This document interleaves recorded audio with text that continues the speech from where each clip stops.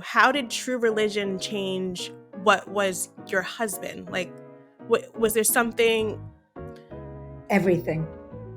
Everything, the way he talked to me, the way it was exited. I had to get divorced to, when I decided I wanted to leave the company, then we decided to get divorced. So I divorced a company and a Wow. marriage at the same time. Everyone thinks, oh, she sold the company for close to $1 billion, but he screwed me on that. Not to say I didn't walk away well, but really, really has changed the dynamic of the way my kids were raised. I don't want to badmouth anybody. I'm only going to speak with if people want to go into business with a friend, don't do it. That was a snippet of my conversation with Kym Gold, the founder of True Religion Jeans. You'll be hearing a little bit more about her story in just a moment.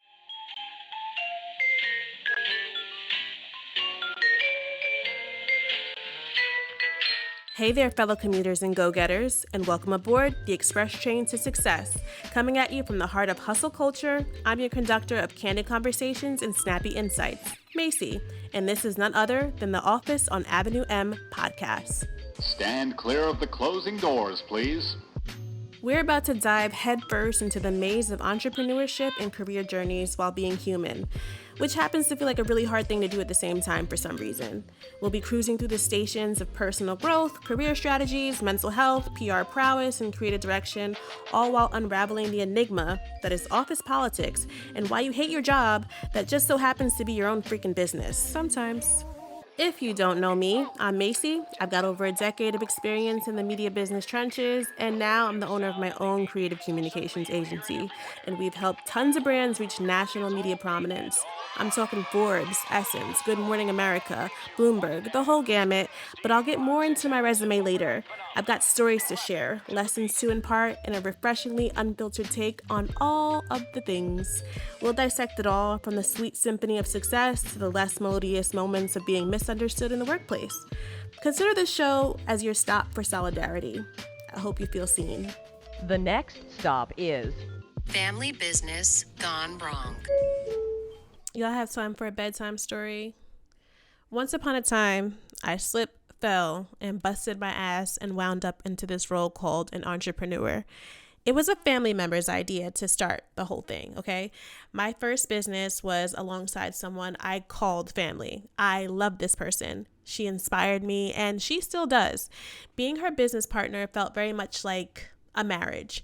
I don't think I've felt that level of closeness with many people in my life. So we shared this profound friendship, this familyhood, this sisterhood. I'm talking vacations, holidays, dreams, memories, heartbreak, love, and this big behemoth of a thing called a small business.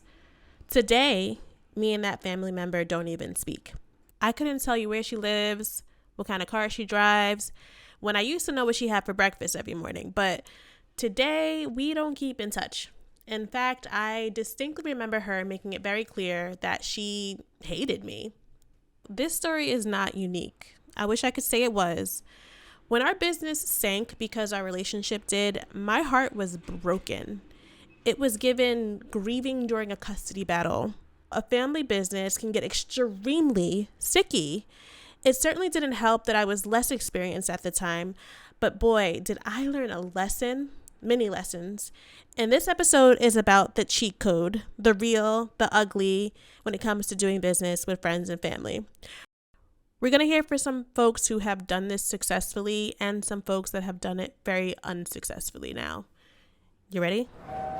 So I was working with someone that I met through the industry, and we became friends. So the lines were blurred in this sense where it was like friendship, but it was also professional. And she wound up missing a flight for an event that we were having, and I was left completely on a lurch, having to figure this out within 30-40 minutes. Since then, like, we never worked together, and I just decided to, like, not even, she had reached out and she apologized, and it just felt like there were a lot of excuses that were made. And again, I wasn't taken as serious as, say, another person, because at that point we had already created a friendship and she became lax in her commitment to what we were doing. for me, sometimes some of these mistakes are so huge that it's hard to kind of recover from them. You can then have like a personal relationship with the person, but to get back in, so-called bed, so to speak, with the person professionally,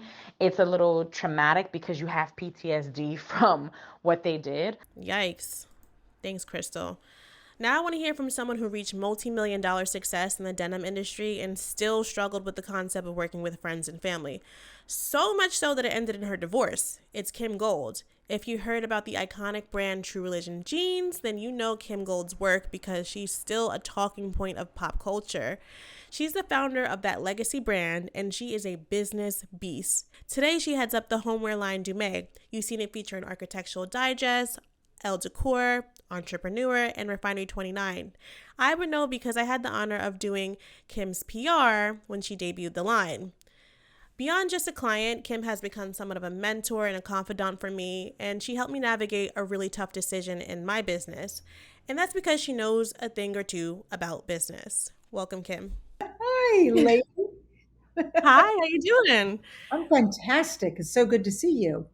It's good to see you too. It's been such a long time. So, Kym, you are truly remarkable. You're an entrepreneur, you're a designer, a creative who's explored so many facets of life from filmmaking and real estate. And it almost feels irresponsible to reduce your story to just this chapter of True Religion jeans. But for the sake of this episode, I want to tell folks a little bit about behind the scenes of that era in your life that many don't realize. And I think we can all learn from the family business side, that whole debacle. So are you ready to tell your story? 100%. Only to you, though. Only to me? Oh, well, then I can't share the episode if that's I'm the case. kidding. I'm kidding. Pretending like this is a private conversation. Absolutely. Okay, so what was your motivation behind partnering with Jeff? For those of you who don't know Jeff, that was her then husband, and she partnered with him on True Religion jeans. So what was your mindset around partnering with loved ones at the time? At the time, we had three kids together, three little kids together. It seemed like a perfect partnership outside our marriage because Mhm. he knew a lot about fabrics as I did, and he had lost his job selling textiles. And, he really knows a lot about textiles. So I thought it was a perfect fit. I mean, at the time, you think, I trust the person. He's the father of my children. We're doing everything together. It seemed like, at the time, a natural fit. Mhm. Yeah. So, okay, how old were you around this time when you guys decided to start True Religion? Wow. I think I was about 35, maybe, something Okay, like so that. you're grown.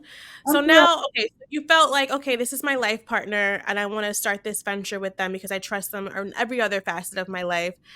But if anyone's listened to any number of your interviews or knows you, they know that you say don't work with friends and family now.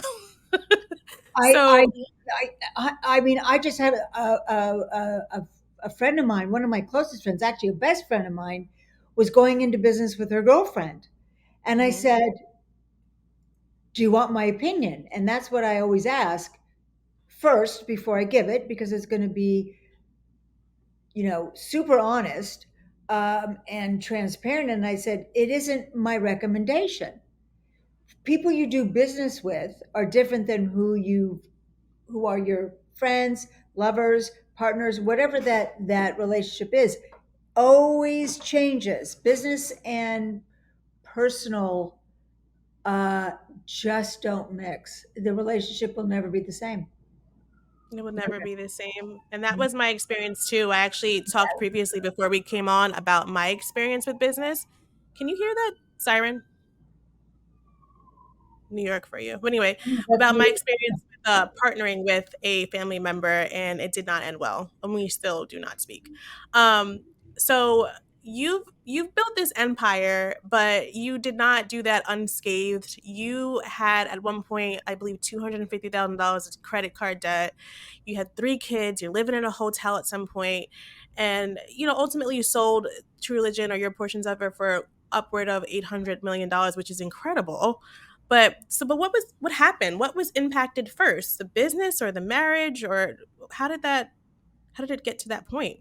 Well, I think power struggles happen when in any relationship, whether it's business, whether it's, it's the person who has the finances in a business and the creative, or people who are married or in a relationship, there's always a power struggle. Mm-hmm. And so, to answer that question, I think there was always a power struggle prior going into our businesses because I always made more money. That's the truth, and was always more successful. So when he became, because I was working two jobs to support the family with three little kids, he was the CEO. So right off the bat, that was probably the demise of the relationship because it changed the dynamic, right, of Mm-hmm. the current status quo, if you will. That changed right off the bat. And you don't know that until you're in hindsight and you just go, oh shit. Ah, Looking back, if someone asks you, well, I'm asking you, how did true religion change what was your husband? Like, was there something, everything. everything? Everything, the way Wow. he talked to me, the way it was exited. I had to get divorced to, when I decided I wanted to leave the company, then we decided to get divorced. So I divorced the company and a Wow. marriage at the same time. Everyone thinks, oh, she sold the company for close to $1 billion, but he screwed me on that. Not to say I didn't walk away well, but really, really has changed the dynamic of the way my kids were raised, the way they think about him. I don't want to speak for them, but money has changed him. Money has never changed me. I'm the same person I've always been. I think the only thing that money does, hopefully, and for me, I can speak in my experience, is your choices in life. Yeah. I Like, agree with that. I do believe that money doesn't change. If you're a shitty person, you're going to be a shitty person with money, with more abilities to like impose your he's shittiness. listen, he's the father of my children, but I mean, I raised my kids, and I think I don't want to badmouth anybody. I'm only going to speak with, if people want to go into business with a friend, don't do it. I almost lost another friend with the business that I had with Baba Cool. That didn't go well. I had to repatch that relationship. I can tell you more people than not, it does not work for. Hmm. I tend to agree with you based on my own experiences too. Oh my goodness. All right. So, you said you were treated like shit in your own business and True Religion by the board, the mostly male board, or it might have been all male board. You can tell me.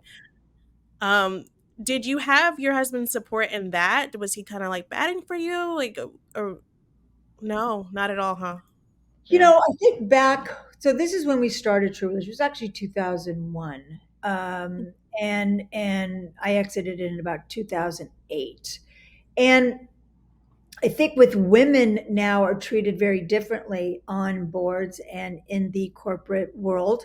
And women are coming together so we don't have those issues. But when you have an all male board, the males just kind of become a unit as opposed to, I was considered, if I had a difference of opinion, was I on my period, or if I have was I hysterical? I mean, we don't hear those Oh words my anymore. We don't gosh. have those reactions anymore. And you're talking about quite a, it's like a, what, how many, where are we now? 2024? You're talking about Yeah. the early, 2001 to 2008, talking over. We had some growing to do as a society. Yeah, not to We get, still do.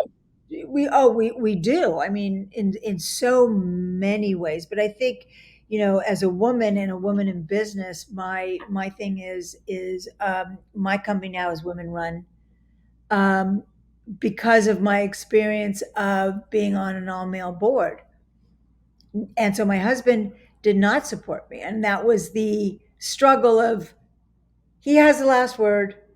He's the CEO, but it's basically my company. So I had, and I'm not Yeah. one to be silenced. So no, I did not have his support.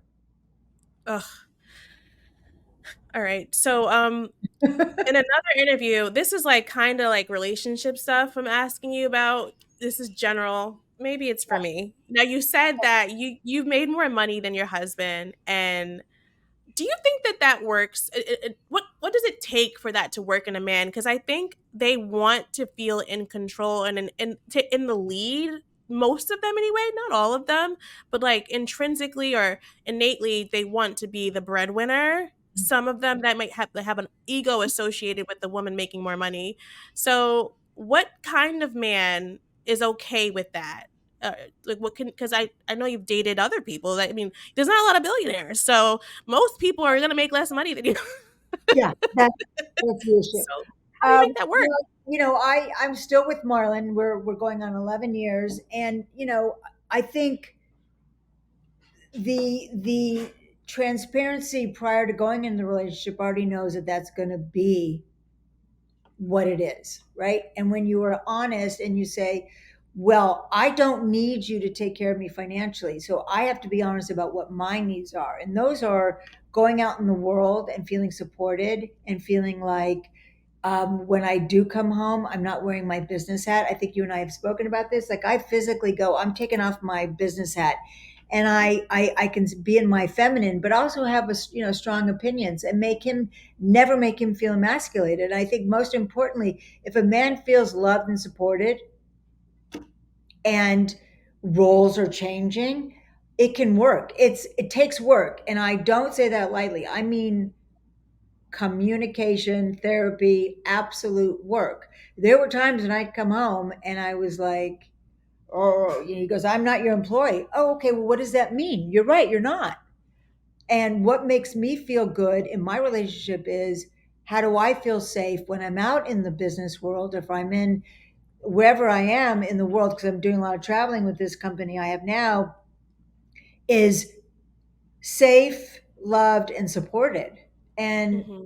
when you feel that, the other money stuff, it's a byproduct of what you bring into your relationship. It doesn't have to even be there. You have to be conscious and be aware of, it's never 50-50. The person who has more money in the relationship essentially has more power. I mean, that is the fact. That is my therapist saying that's the fact. So how do we work around those facts so Hmm. that power isn't sitting in the room all the time and it's emasculating to a man? And how do you take away the ego? Well, you really say as a woman, what do I need to be supported? And what do you say to the man, what do I need for you to be supported? Whatever Right. that love language is. The love language that's unique to the person too, right? Yeah. Okay. So you mentioned earlier in the conversation, you said that you had to bounce back from these like severed ties and trying to intermingle friendship and family and business. How do you bounce back? Because I need to know. Okay, this is a really good question, because I think this goes through every level of any relationship where there's been you've severed something, right? Um, is for both people to take accountability in their part of what happened. It takes it takes two to do the tango. So if one is only doing the work and seeing their part and the other person isn't, then you have nowhere to go with that. But if the other person that you're feeling whatever happened there is a absolute accountability on both sides. There has to be.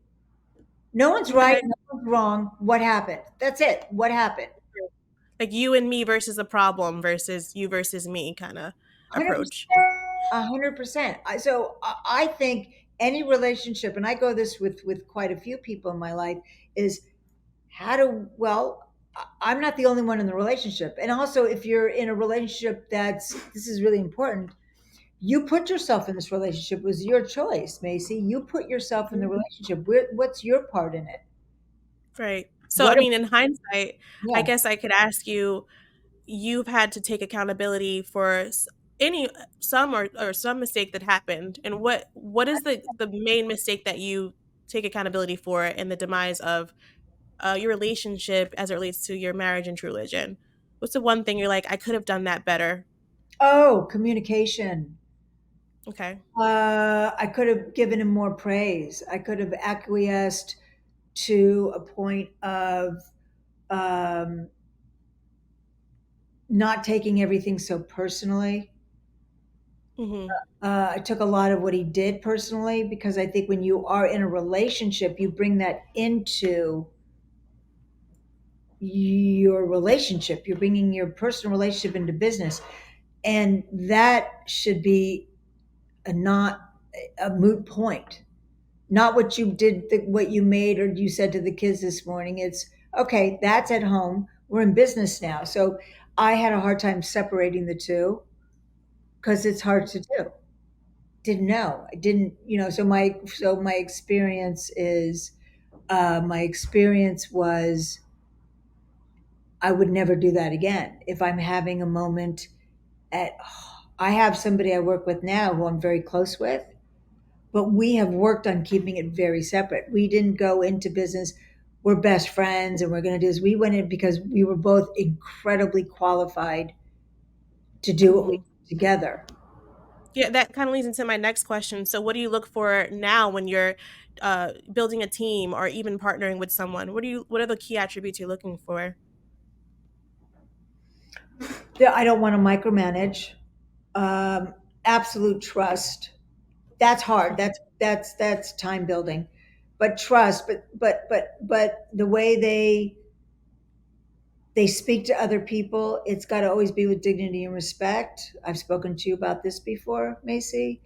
Yeah. Uh, the problem solving, how they problem solve, the communication prior to, boundaries before, understanding that you're like minded and your goal is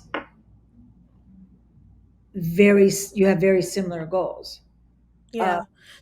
So so I guess that paints a picture for the difference between your team with True Religion versus your team now with Dumae, right? Can you talk about the key differences in the culture? yeah, there's women. That'll change everything real quick, right? Yeah, I think that when it's spelled out right off the bat on what the brand culture Hmm. is nobody speaks behind anybody's back. Everybody is supportive. Everybody talks to each other with dignity and respect, and everybody, to the best of our ability, if there is an issue, what is that is there is a talking point. You know, I try my best to have. To notice at this age, where I am today, is to notice that there are things that are happening and I should address and not wait for the other person to address, not do it in front of anybody else, to not demean, to have those private discussions, and to always be uplifting because we all know that we trust each other. What am I doing that could help you not have this issue? Is always a question. How can I help you? Right. What's going And I on? think when I think about just men and women in general, and I know this is a generalization, women tend to be more in tune with just social awareness and how others might feel. And I don't think that makes them emotional. I think it's incredibly powerful in a leader and a team to have someone that cares about the people that they're working with and not sweeping everything under the rug. And you Oh, saying woman, it sounds so simple, but it really is so much more complicated than that. It's our nature. We really do help balance things out and create an environment that feels safe. I mean, granted, we're not being catty, but that's a particular type of woman, and she has to go too. yeah, I don't like catty. I don't like drama. I don't listen. I don't need to leave my home to come into work to deal with drama. It's just not. It's that. Yeah, that's a very particular type of woman, and I almost regret bringing that up because there is that stereotype around women, but we're not all like that. That's a specific condition. I think that in general, we are emotionally aware, and that is incredibly powerful in any group dynamic, especially business. So I've worked mostly with women, and I love them. So yeah. I do All right. too. Yeah, they're pretty cool people. So, okay, now we're here. You have this amazing new venture called Dumae, and I think you said in another interview that I heard recently that you kind of build your businesses with an exit strategy in mind first, and I don't think that you always were like that. Can you tell us the importance of establishing an exit strategy before even starting the business or having an end goal in mind beforehand? Yeah, I mean, I hate to say that out loud. I just know that because we're looking for funding now. And investors don't want you to say right out the bat, I want an exit strategy. I think that people Mm. who are investing want to know that you're, as the somebody who's the creator, is where's the emotional attachment? Are you, you know, are you wanting to exit? And Oh, a lot of times that question gets asked, and I'm like, yeah, I mean, I've done it so many times. It's not like I want to, hold on to the rest of my life. I think that people who are creative people who are business people know that you can recreate anything you want if that's what, that's the what goal is, you've yeah. done and that's what your goal is. So, I think the team that I have now, I mean, it's a goal of ours. Um, and always people want to know when they're investing in a company and or wanting to invest and exit, where is my mindset? Are you going to stay with the company because you are the soul of the company, all that? So there's a lot of it's a little more complicated than that, but yeah. Yeah, I might have misunderstood a little bit, but I think what I was hearing is that Kym is thinking about the future in a way she might not have in the beginning of her entrepreneurial journey. She's thinking about like the possibilities of how things can go and being more strategic. That's what I took away Yeah, from it. well, I'm always strategic, and I'm always looking at the big picture, and I'm always thinking about. It's like businesses are like in relationships. It's like you put the people in place to make the full puzzle for it to. Un, that's what we're always doing. We're putting pieces to a puzzle together, and that's your team, right? So that's why there is no ego, because everybody has a lane. Everybody has a real purpose in a business. Um, and and oftentimes those usually aren't people that you have emotional baggage with. Yeah, I You agree. don't No, you for don't for want to bring. you, but plainly, it really isn't. It's so dangerous. Oh gosh. Okay. So how can we empower like and support our loved ones in their business ventures without necessarily getting involved on a like a partnership level? Cuz there's I don't know if you've seen the rhetoric on the internet like if you're not supporting my business, if you don't want to do this project with me and win with me, you don't care about me. Well, So I have been through that with True Religion, where you're talking about a public company where I couldn't tell people. I mean, it was like Martha Stewart days. I mean, she was thrown in jail for something. Like, what am I going to do? Tell you to buy shares? I cannot, and I mhm. still get backlash for that. But I think supporting is how can I maybe you don't people. Not everybody should be a partner. You should not be. If you want if your family members want your support, can I pay you for the day to help me, or do you want to just come in and help me? Or Mhm. what does that person do best to help grow the company? Partners are not, uh, it's like a What marriage. That's What a about marriage. employees though, Kim? Like, would you hire, say, your son or something? Like, or is he wanted to start a business? Are you like, silent partner? What's your take on that? Is it you So draw a line there? Okay, so I yes, and that's a really good question, Macy. I One of my kids worked for me who's got a master's in coding, okay, and a business degree, and couldn't, can't get a job. He's got a master's in like coding, right? And I don't know why he can't get a job. So he's like, I'll come work for you. And then it's, oh my goodness, ooh, that's a slippery slope. Hey, mom, what's for lunch, mom? Oh And God. that's an issue. And I so that I had to nip that in the bud. That was a bit of an issue, but it was a short term employment. Right. Yeah, I always say I'll do a project with a friend, like a Right. event or something. But as far as like marrying you, partnering you, or like full time anything, it's just too murky for me. And I don't know It's if it's very just me or I don't no. think it's just me though. Okay, so if you could give yourself one piece of advice in partnering at that time, what would you tell yourself? That's a really good question. I Would you marry? Well, they've got 90-day fiance or whatever, those shows. I'm like, it's the craziest thing, right? I can't Just even stop, imagine. wait, and don't do it. It's just don't do it. But then again, as my mom would always say, wherever you go leads you to where you're supposed to be. So maybe I wouldn't be Mhm. giving you this advice had I not had this experience. And I don't think people should give experience unless they've had the experience. I truly believe that, because if you haven't had the experience, how can you give advice? So let's say someone's already in business with a Okay. family member or a friend. What are some tips you have for them for survival, like, and making it actually work? Because the thing is, we want to work with our friends and family because we want to win with them. We're comfortable with them. We want to share our successes and in the cash with them. Like that makes sense, from a community perspective. So I get why it happens. I know why there's so many family businesses. But so, what are some takeaways if you had to have make it work again that you would advise people to take a look at in a different perspective? Treat it like a cohabitation agreement.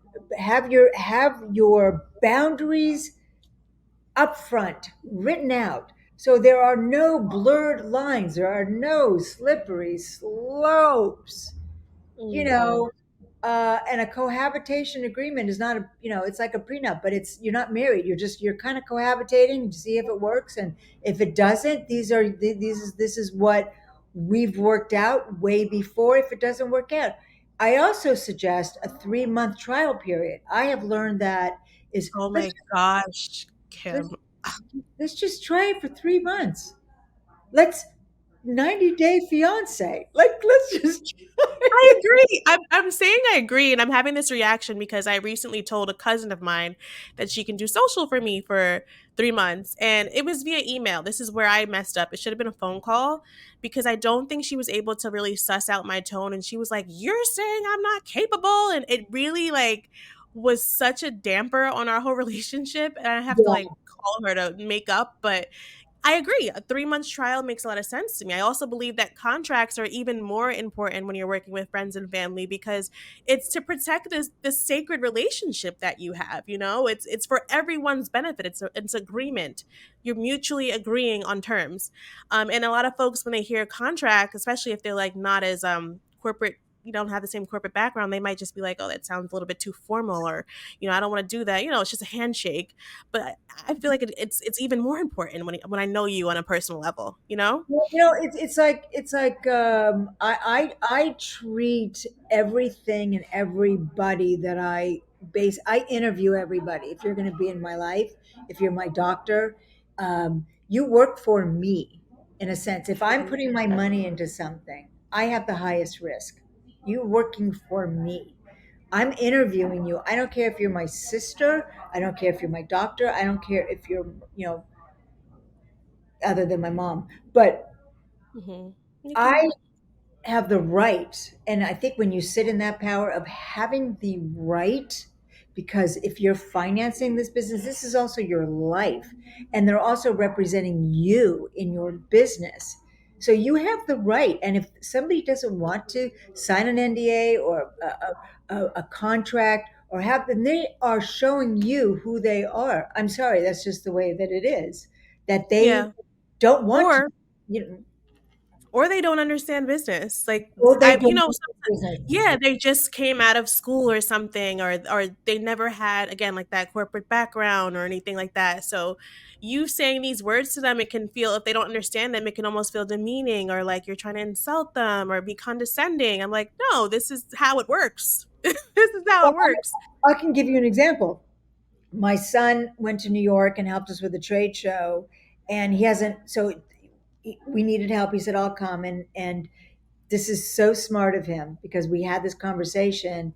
He said, "When I send in my bill, employees get paid when travel day." And I said to him, "You're really you're my son." And he went, "Well, see, it goes both ways." I could say to him, "You're not going to, why would you charge me for travel day? You're my son." He goes, "Well, it's in the handbook. Employees get paid for travel." He So got you there. he got me there. So, that's the boundary. And again, that is perfectly put. Yeah. Kim, The boundary is so important. All right, so I know you have to run. I did get through the majority of my most pertinent questions. I did want to ask you how you arrived at this new name, though. I have to know. Oh, it's For awesome. It was about a 6 month process, and since we're doing bigger and larger things in outside ceramics, so many other avenues as far as furniture and lighting, and so many and textiles. Dumae is Doom is Point Doom, where I was raised in Malibu. And May means mother in a myriad of languages. And mother is, my biggest accomplishment being a mother. And my mother, my mom, Nikki, is the catalyst for this business. And so taking her heirlooms and remaking them in styles and making them more modern for today. And so, it's Dumae. So that's where it came from. But like, why did you change it? Did you just, it Because was I in your heart to connect to it differently? Okay. Yeah, I think I've never changed a name in a business. It felt more elevated, much more luxurious, and it gives us again the more of a scope of going into different avenues Right. where we want to be. Dumae brand, Dumae hotel, Dumae things. It's not limited to home. Right. Yeah. I like it. I get it. Cute. I'm here for it. All Thank right. you. Very last thing that I want to say to you, because I reviewed your bio before I hopped on the phone with you and I haven't seen it in a while. And I just completely forgot that you did documentaries. Yeah. Kim, I'm doing a documentary. I'm Are doing a you? documentary. Yes, I am. I'll tell you about it another time, but I got some really cool folks who are going to be involved. I might be coming out to LA to shoot the sizzle, so maybe I'll, come say hi. You're talking about as somebody who started a company with no social media, no e-com, Different and time. and now rebuilding my social, and people saying, well, you have so many more followers in Style Union Home, what about Dumae? And I'm like, it's a thing, right? Well, I'm rebranding, I have to be patient. People have actually said, okay, I mean, we're getting 100 new followers a week, and then you have to buy ads and you have to do this and the algorithm. Mhm. It's incredible, and one of the reasons for That's exhausting. changing the name was the name associated in the algorithm of Style Union, Hmm. Why didn't you change the username of Style Union Home to Dumae? Why did you make a new account for Insta? because it's a whole new branding. We did 6 months to 6 to 8 months with departmental Oh, rebranding and rechanging, and that's what we chose to do. And I think that because we're in over 250 retailers and people actually know the brand now after 2.5 years, is it seems like a natural progression to Style Union Home is merging into Domain. People are starting to switch over, and that's just a tactic. It's just how we wanted yeah. to do it. Yeah, just curious. Now I just want to know which one of us is going to leave the country first because we've been talking about it for 2 years. So Well, you said Italy, and then now you said, did you say Portugal or was it? Portugal. Yeah. But yeah, Um, I mean, I have a grandchild and I have three boys who live here, and if I leave, they'll probably end up coming with. But you know, I think I'm off to Milan for some work, and then I'll go to Milan and I'll be like, oh, I'm gonna go to Milan. yeah, I want to get out of here. I'm ready to go. We'll see. All right. So where can people find you? You want to drop your socials and your website really Yeah, quickly? Little. Dumae.co. That's where I'm at, and put it on the screen, and I'm excited. Got I'm, you. I'm excited to talk to you, Macy. You're awesome. You're awesome. It's so nice to see your face, to hear your voice. It's been such a long time. And I really do mean that you helped me navigate a really tough situation in that short conversation. I was like, I had so much clarity. And I was like, I like Kim. She's a good person. She's a good human. I like you too. I like you too. So, does it work? Apparently, according to multimillionaire Kym fucking Gold, it does not. I'm gonna adhere to that. But if you're already in something, there is a glimmer of hope. It has to be able to work sometimes. And I spoke to my friend Saray, who is the founder of the After Party in Lux and Chic Co. And she's incredible. And she does all these business endeavors with friends and family, and she be making it work. So I want to hear from Saray. How are you doing it? Tell us, spill it.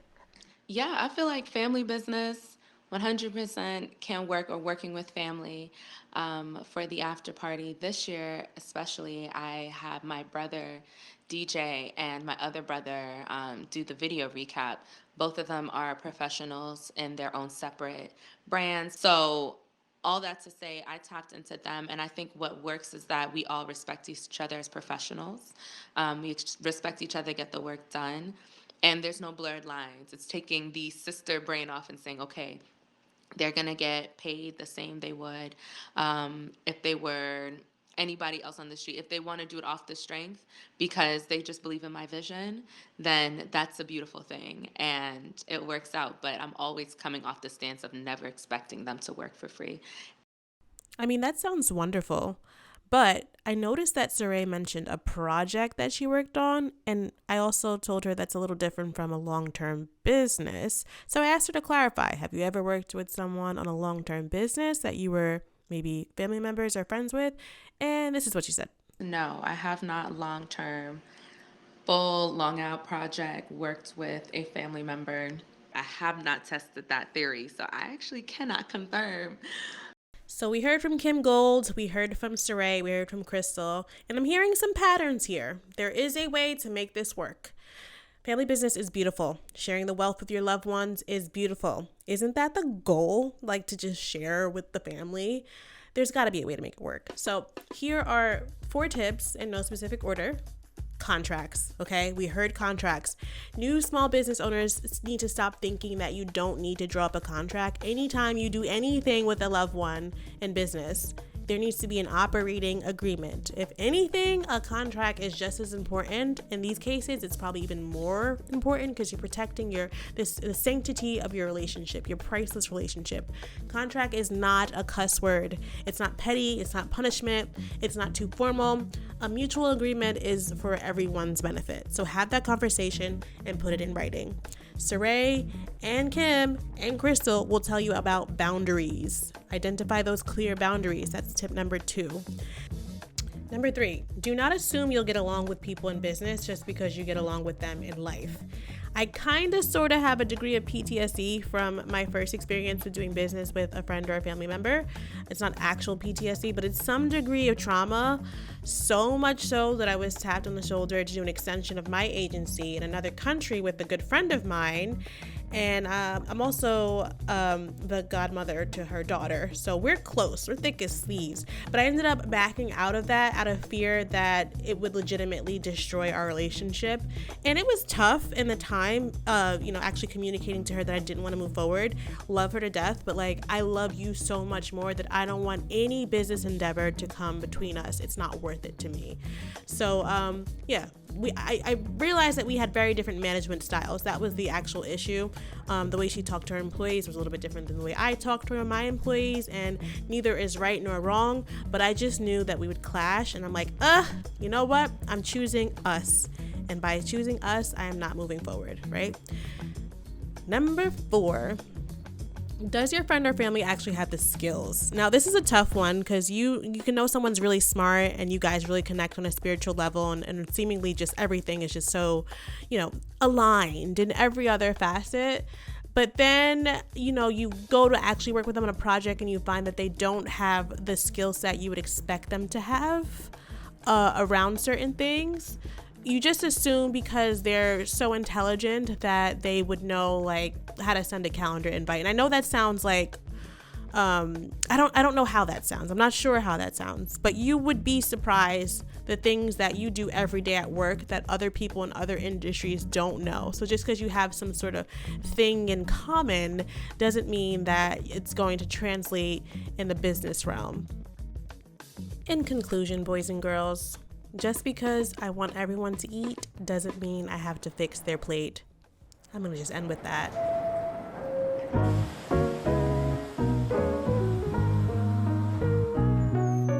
Thanks for riding with us, passengers. If you found this episode entertaining, helpful, or just didn't hate it, please leave us a review on Apple Podcasts so we can get those numbers up. It makes it all worth it. There's more where this came from, so you can find more episodes of The Office on Avenue M wherever you listen to podcasts. If you want to keep in touch with me, I'm at Meet Macy on Instagram.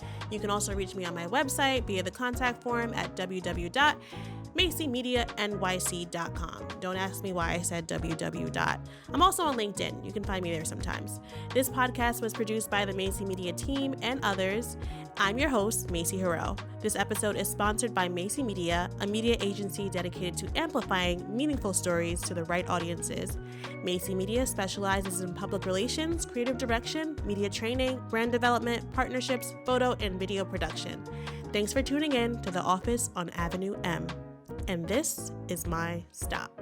Stand clear of the closing doors, please.